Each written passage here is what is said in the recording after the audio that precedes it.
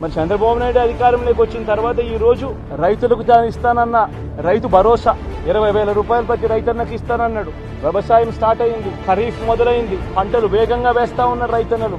ఇంతవరకు రైతు భరోసా 10,000-20,000 రూపాయలు ఇస్తానన్న దానికి అతి గతి లేదు. బడులు మొదలయ్యాయి.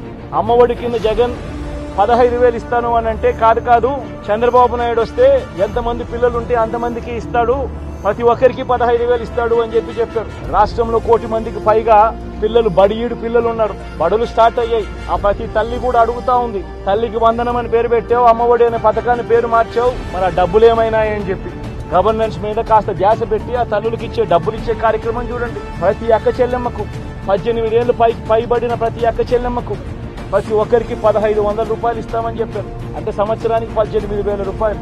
వాటి మీద ధ్యాస పెట్టే కార్యక్రమం చంద్రబాబు నాయుడు చేయాలి. ఏవి కూడా చేయకుండా కేవలం భయాందోళనలు క్రియేట్ చేయాలి, రాష్ట్రంలో రావణ కాష్టం సృష్టించాలి, దొంగ కేసులు పెట్టాలి, ఇరికించాలి, ఆస్తులను ధ్వంసం చేయాలి. వైఎస్ఆర్సీపీ అభిమానులైనా, వైఎస్ఆర్సీపీ కార్యకర్తలైనా, వైఎస్ఆర్సీపీకి ఓటు వేసిన వారైనా కూడా ఎవరిని కూడా ఉంచకూడదు అన్న దుర్మార్గపు ఆలోచనలతో అడుగును ముందుకు వేయడం అతి హేయమైన రాజకీయం అని కూడా ఈ సందర్భంగా తెలియజేస్తా ఉన్నా.